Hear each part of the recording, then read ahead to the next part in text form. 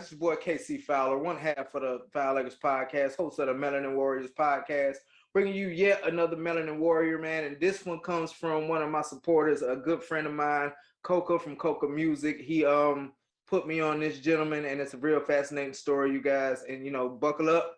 Let's get into it. James Armistead Lafayette was born between 1748 and 1760. Due to him being a slave, official records of his birth were not found.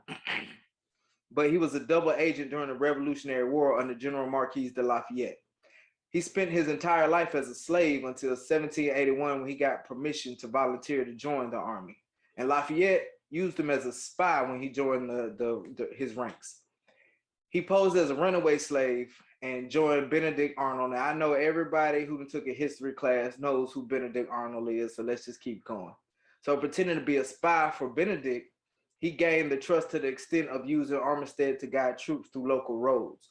Soon, Arnold left, and he went north in the spring of 1781, and Armistead went to the camp of Charles Cornwallis. Hey, Patriot fans, y'all remember who that man is right there, man. Anybody seen The Patriot with Mel Brooks? One of my favorite movies, by the way. He moved throughout the British camps where officers spoke openly about their strategies, paying no mind to Armistead. He would document all of these conversations and deliver them to the American spies. This is the way he continued sending information about British plans from deployments to their arms. Through his efforts, his role was influential in helping the revolutionary forces defeat the British at the Battle of Yorktown.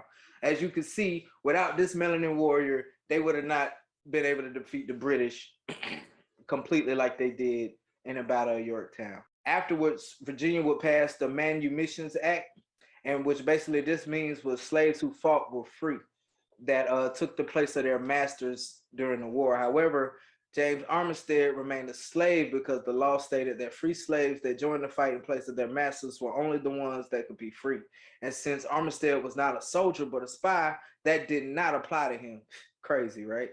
But on January 9th, 1787, with the testimonial from General Lafayette himself, the Assembly approved his petition for freedom, and he added Lafayette to his name in honor of the general. James became a very wealthy farmer after the Revolutionary War, and eventually he applied for financial aid of $60 as well as a pension of $40 and received both. And at this time, not only was a melanin man able to get aid from the government to further his wealth, he also received a pension for his services. And for us who fought, who were slaves, well, not us because I wasn't there, but for the melanin people who fought during this time, a lot of them went back into slavery. A lot of them, while were free, they continued to struggle and have their land taken and everything like that. But Lafayette flourished.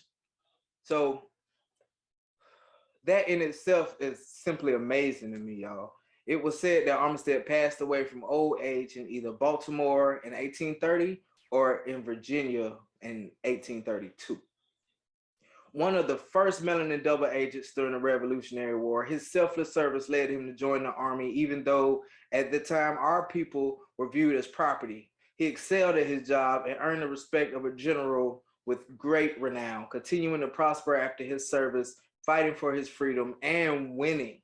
James Armistead Lafayette, y'all, was truly, truly a melanin warrior in his own right, man. And it's your boy KC Fowler, one half of the Fowler's podcast, host of the Melanin Warriors podcast. Don't forget to jump on YouTube, like, share, subscribe. Check me out on TikTok at melanin_lion. Also, the Melanin Warriors podcast is also on Anchor, Google Podcasts, Apple Podcasts, Spotify, and many others. And if you don't stand for something, you're going to fall for anything. It's your boy.